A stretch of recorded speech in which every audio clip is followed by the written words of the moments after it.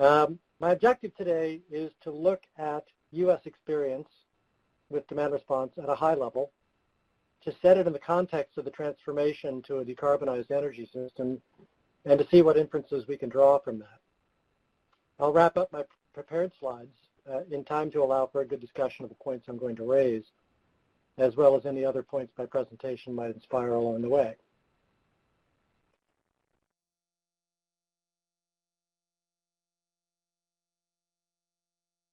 So the key points that I want to intend to illustrate in my presentation are as follows. First, that the direction of travel we're taking in some regions, and that we need to take to exploit the potential value of demand response in a low-carbon power system, is best understood in the context of market fundamentals. In other words, if we want to separate the past of demand response from the future of demand response, we need to go back to the basics of what we mean by a reliable supply of electricity and how the market is meant to form prices to reflect that. Second point is that there will be a fundamentally different, or should be a fundamentally different relationship between supply and demand in the decarbonized power system, and that leads to a fundamentally different value proposition for demand response. We can no longer afford the historical assumption of a master-slave relationship between, respectively, demand and supply. We need it to become much more of a partnership to the extent that that's cost-effective and practical. The third point is that these paradigm shifts create, in turn, a need to revisit the questions of who can play in the demand response game, how they play, and what they can expect to receive in return for doing so. The revolution in information and communications technologies obviously play a big role in this.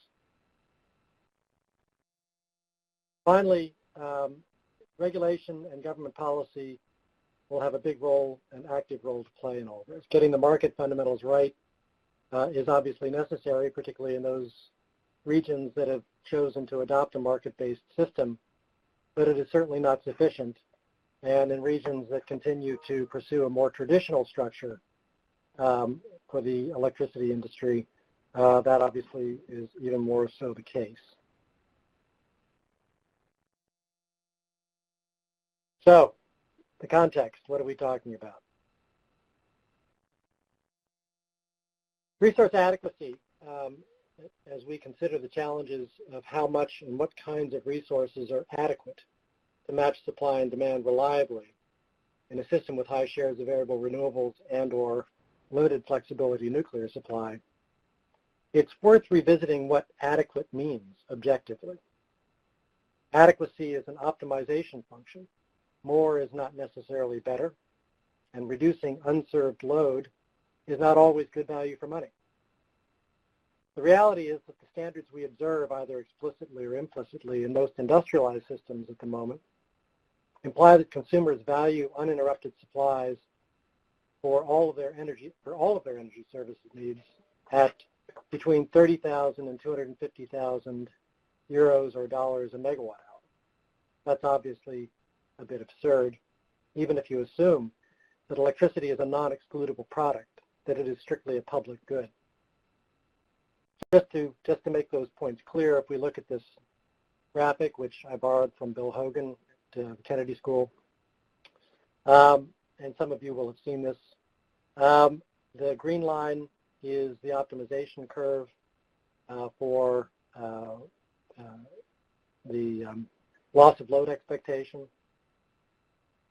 And the dotted black lines depict various points along the duration of firm load that are represented by different resource adequacy standards in various markets. In a lot of U.S. markets, in practice, what is observed is a standard of one event in 10 years. And as the independent market monitors for some of those markets will tell you, that implies and is driving investment in generation that assumes a value to consumers of uninterrupted supply of in the range of $250,000 a megawatt hour. A number of European markets have adopted standards of in the range of 2.5 to 3 hours a year.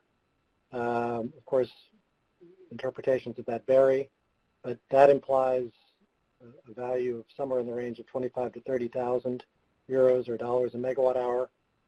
Question is, what's optimal? What represents a more realistic value that consumers would place on not having various energy services interrupted from time to time?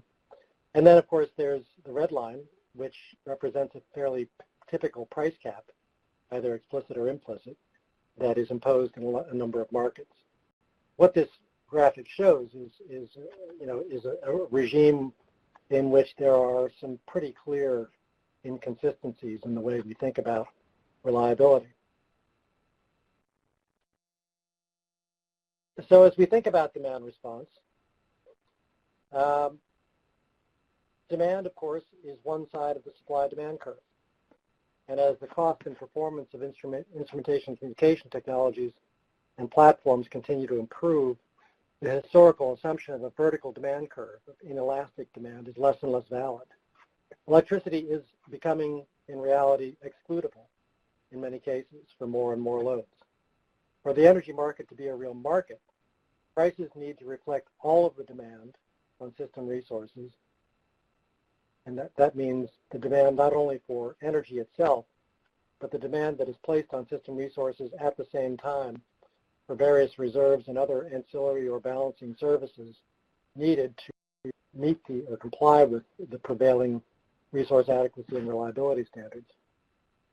And it also needs to reflect the total cost of all actions required to balance the systems, not just the short-run production costs of generation dispatched in the market, but also system balancing actions taken by the system operator that far too often are not reflected, the cost of which are far too often not reflected in market clearing prices, and also the opportunity cost, when necessary, of drawing down reserves to produce an additional kilowatt hour of energy.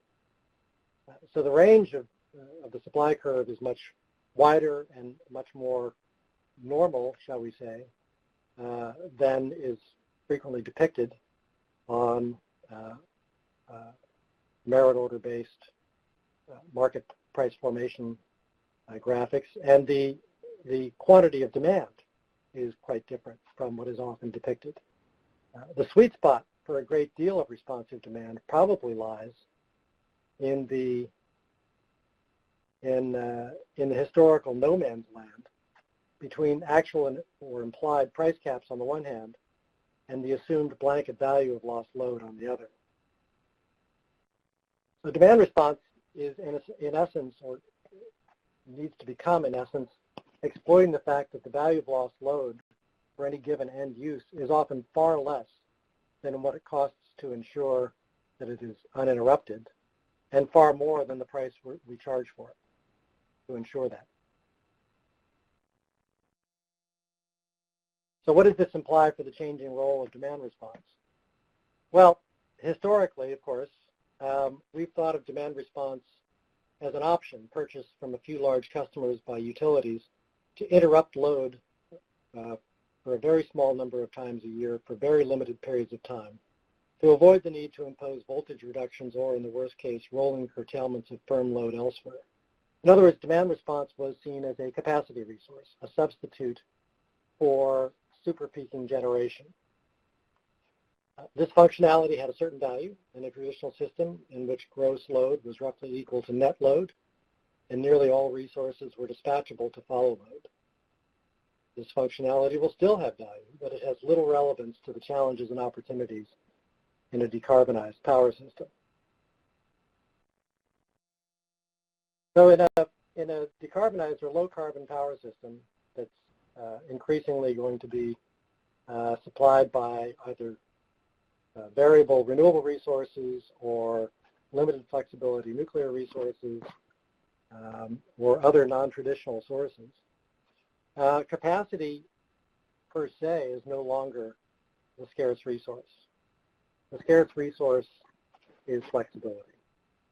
This is the famous CAL-ISO duct curve, which shows the top gray line, the actual load that the system operator needed to meet in the course of a day, and the subsequent and successive actual and projected daily load curves, which of course, when all shown together, sort of looks like a duck.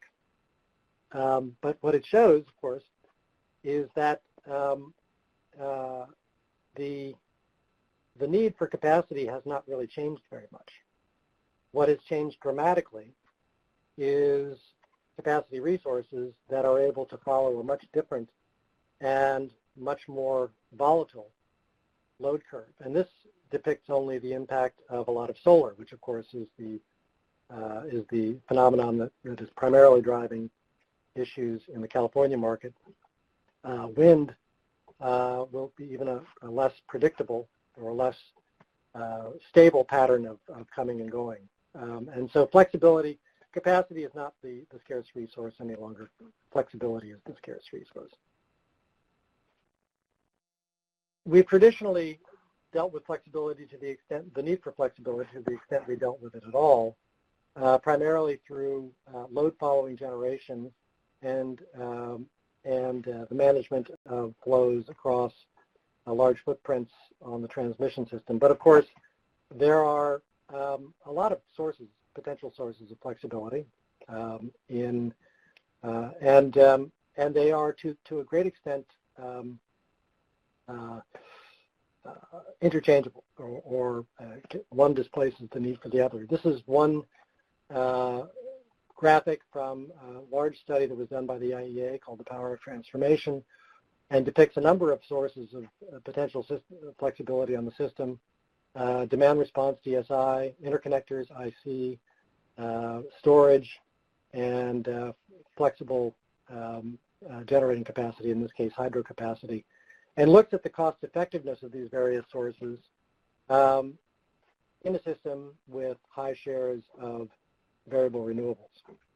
And what you can see is that in that study, and I would recommend it to people who are looking at these issues, that demand response alone, or demand response plus an expansion of interconnection capacity, is far and away the lowest cost and most readily available flexibility option on the system. But again, this implies a very different sort of demand response from what we've traditionally thought of.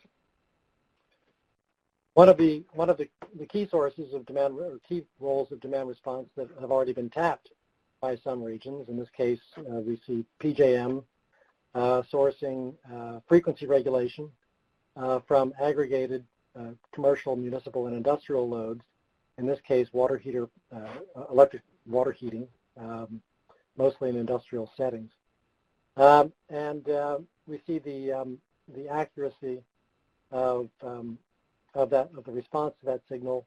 For those of you who are familiar with the response of traditional generation to frequency regulation signals, you'll see a dramatic difference here, far more accurate, far quicker, and typically much less expensive. So we're moving from a world where we forecast load and schedule generation to a world increasingly where we forecast generation and schedule load. What you see on the right is a graphic from the Roadmap 2050 study that I was in charge of at ECF in 2010. The dotted line across the top is the base, is the non-affected gross demand curve in the course of a summer week. And the solid line is demand curve after the application or the implementation of demand response. And of course, what you can see in a world with a lot of variable renewables, especially a lot of solar, is that in many cases demand response is not a decrease in load, but in fact an increase in load, or more to the point, a shaping or shifting of load from one time of the day to the other. And in a world particularly with a lot of electrified transportation and other new electrified loads such as electric water heating, electric space heating, The ability to shift demand in the course of a day is going to be quite readily available.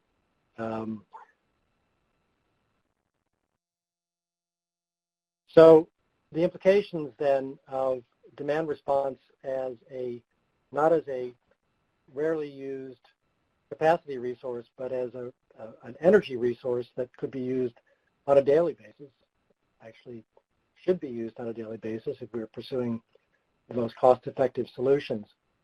There are implications, of course, for who can participate, how they participate, and how they're compensated. This is a depiction of the history of the development of demand response in the PJM market. A lot of people like to point to the PJM market as an example, for better or for worse, of the experience of using demand response as a resource. And it's a very rich slide, and we could spend a lot of time on it, but the messages I want to take from this are, first of all, that demand response in PJM, as successful as it's been, has been procured as a capacity resource. And you can see in this graphic over time, as the capacity market was introduced, demand response played a significant role in it. In the past 3 years or so, PJM began to tackle the issue that is generally problematic for capacity markets, but was specifically problematic for PJM in the case of demand response, which is that, of course, capacity doesn't have a single value in the market. All capacity has value only to the extent that its operational capabilities or attributes are appropriate or a cost-effective fit for the overall system structure. And so in the case of demand response, the PJM began to apply stricter performance obligations that demand that could only respond a few times in the summer peak period and for only a few hours at a time was recognized as having less value than capacity, whether demand response or other forms of capacity, that was able to respond any time of the year in response to system scarcity or shortage events. And so there was a differentiation between annual and limited and extended summer. And we began to see demand response, the participation of demand response in the PJM capacity market starting to be affected by this, as demand response providers had to start adjusting their approaches to market. And then more recently, PJM began to impose not just on demand response, but on all capacity providers in the PJM capacity market, what is called pay-for-performance obligations, which are designed to make remuneration in the capacity market reflect much more closely what capacity resources would expect to earn in an energy-only market than has been the case in the past. And so demand response and all other capacity resources now have to be available, are required to be available. There's no longer an option not to be available year-round whenever there's a system shortage event. And so we see the participation of demand response as a capacity product starting to drop. And it's stabilized at more or less the somewhat lower level in the past couple of auctions. Finally, what we see here at the very top of the last year auction portrayed here, a small price of what I think is emblematic of where we are headed in the future with demand response, which is PRD, or price responsive demand, which is blocks of demand that aggregators have assembled, which when market clearing prices hit a pre-established level, let's say $2,000 a megawatt hour, these are blocks of demand that at that point will withdraw from the market. In other words, rather than affecting the supply curve, these are blocks of demand that will in effect change the demand curve. So if we look at the diversity of value as capacity that demand response was providing in the PJM market, we see that they were, as has long been proposed by many parties, including PJM when the capacity market was first introduced, we see them at first subdividing demand response into various categories of products based on their ability to meet the operational requirements of the system. And then, of course, we saw subsequently the imposition of the pay-for-performance requirements across capacity clearing in the capacity market, including demand response, which in effect limits the participation of resources, including demand-side resources, exclusively to this far-left green box, which was referred to as annual demand response. Basically, the evolution of capacity, or the value of capacity, not just for demand-side resources, but for all resources, is captured quite well in this graphic that AirGrid likes to use, the Irish system operator. And so the oft-discussed shift from less CapEx to more CapEx-intensive resources is certainly inarguable, but capital-intensive does not necessarily imply, in terms of value, capacity-intensive. In fact, quite the opposite. As we move to a system with, yes, much more capital-intensive resources, but also more variable resources, the value of capacity will more and more be based on its ability to provide various system services, and less on the fact that it is sitting there waiting to run whenever called upon. So in other words, capital-intensive more and capacity in general is more and more, the value becomes a question of capabilities rather than simply capacity. And finally, if we think about the performance obligations in a market like PJM, where demand response has a fairly established history of participation as a capacity resource, we can quickly begin to come to the conclusion that the next frontier for demand response, especially in a decarbonizing power system, is as price-responsive demand. And what we see here is the performance of a small block of customers in the Texas market, ERCOT, in response to real-time pricing, where in anticipation there is projection in this market of a few hours in advance of shortage events. We see demand responding about a 5% reduction in demand heading into that shortage event. Interestingly, some of that demand began to come back online prior to the conclusion of the shortage event. Prices spiked. That demand came back out of the market, again about 5%, and only re-entered the market after the shortage event was over. A small pilot, one that we don't over interpret the results here, but it is a graphic demonstration of where demand response needs to go in the future in decarbonized power systems. Apologize, there was an animation on this slide which I was hoping would make it a little more dramatic. I don't want to overstate the dramatic of it, but anyway, there's clearly, the most immediate option for market responsive demand is in the role of aggregation as a third-party service or as a supplier service. Enbala is a Toronto-based company that's been active in this space for a number of years now, aggregating a number of commercial, industrial, and municipal loads in order to provide system services to system operators, more or less on a dispatchable basis. And on the right, what I'm attempting to portray there is what's behind the U.S. minimum bid size is the fact that at the moment the minimum bid size for demand response in the UK market, capacity market, is 2 megawatts, which is effectively the size of this entire block. U.S. markets, all U.S. markets at the moment, have a minimum bid size for demand response of 100 kilowatts.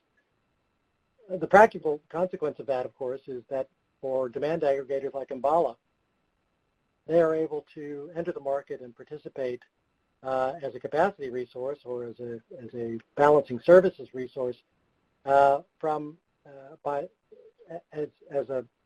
a number of much smaller blocks of demand response that are each able to respond in very different ways at very different times of the year under very different circumstances. In the UK capacity market and in UK balancing services markets, that is simply not possible. If you can't bid in a 2 megawatt block of demand to provide the various services, whether it be capacity or operating reserves or frequency regulation, then you're out of the market. And this is a great example of ways in which market design, market implementation, regulation can have a huge impact on the ability to exploit the potential for demand response. And here again we see a graphical depiction of what can happen if one sincerely approaches this subject with a desire to fully exploit the economic potential of aggregated demand response. Again, on the right, you see the aggregation of a number of various loads. Again, some of these loads will be available some days and some will be available other days. Some are available under certain circumstances, others available not under other circumstances. The point being that a demand response aggregator, if given the opportunity to do so, has a remarkable ability to innovate and be flexible and nimble in response to the demands of the system. And in PJM, for instance, what we've seen is that just to take an example, frequency regulation now is largely provided in PJM by demand response aggregators through a daily auction for frequency regulation response service. And innovation, of course, behind all of that innovation is absolutely critical. Maximum access innovation comes primarily through opening the market to not just incumbent suppliers but to third-party aggregators, third-party innovators, third-party technology and service providers. That is just an absolute key building block for accessing the new roles that demand response can play in response to the changing needs of a decarbonized power system. Other factors that come into play, again, a lot of experience gained in this field either through full commercial programs for demand response in various markets to pilots that have been conducted in a number of markets. One of the more interesting places that has been doing a lot of experimentation, two of them actually, a lot of experimentation in the role demand response can play in lowering the cost and increasing the reliability of a low-carbon power system are in the Sacramento Municipal Utility District in California and Austin Electric in the ERCOT market. And what we've learned through those and through other pilots and through other commercial experience is, first of all, that retail tariff design, including network tariff design, matters a great deal. Making available to customers that are able to and willing to take advantage of exposure to the dynamics of the real-time wholesale and retail energy markets, making sure that they have access to time-dependent and, to the extent possible, location-dependent prices is a critical success factor. Fixed charges.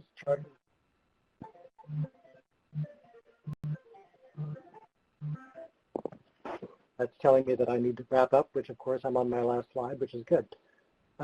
Fixed charges that do not vary with time and location are anathema to a successful demand response. That doesn't mean that all customers should or can be exposed in the near term to time-varying and location-varying price signals, but that option needs to be available to all customers, or at least all commercial and industrial customers. And we would suggest that in some cases, for instance, customers adopting home charging of electric vehicles, such tariff designs probably should be the default case. Along with that, of course, an ongoing obligation, and this is really one that is where regulators also need to play a very central role, is through patient, persistent, and proactive customer education. Consumers who either are going to be given these sorts of tariffs, for instance, if they're going to be adopting home charging of electric vehicles and they're going to be seeing time-varying, location-varying tariffs, need to be given ample educational opportunities to understand what it is they're dealing with, what the opportunities are, what the challenges are, how to use them. As these sorts of beneficial tariff designs are rolled out more widely or made available more widely, they must be accompanied by effective customer education programs. And there's a lot of experience to look to that. Thirdly is that while most of what I've been saying today, I've been putting in the context of the wholesale or bulk power system. Clearly, to the extent demand response, this future manifestation, a paradigm for demand response, is going to become more and more widely adopted. We will need to extend the capabilities that have long existed at the bulk power system for assessing grid constraints in real time to the distribution level. And a number of advanced technology providers, and in some cases incumbent suppliers, are developing and deploying, at least on a pilot basis, what they often refer to as grid constraint engines at the distribution level, so that demand response can shape itself based on grid constraints not only in the wholesale power system but also at the distribution level. That implies a lot of work that needs to be done going forward to optimize, or maybe even in a more radical case, eliminate the interface, the black line that exists between the transmission system and the distribution system, and raises the question, which of course has been around for a long time, which is whether there's a role for, or in fact a need for, a more independent system operation at both the transmission and the distribution system level, eliminating the perverse incentives that come with having the market operator also be a for-profit company that owns transmission facilities and whose business model is to make money by investing in more copper. And of course, there will be other issues that this raises as well. So I'll wrap my prepared comments up there, and let's open things up to questions.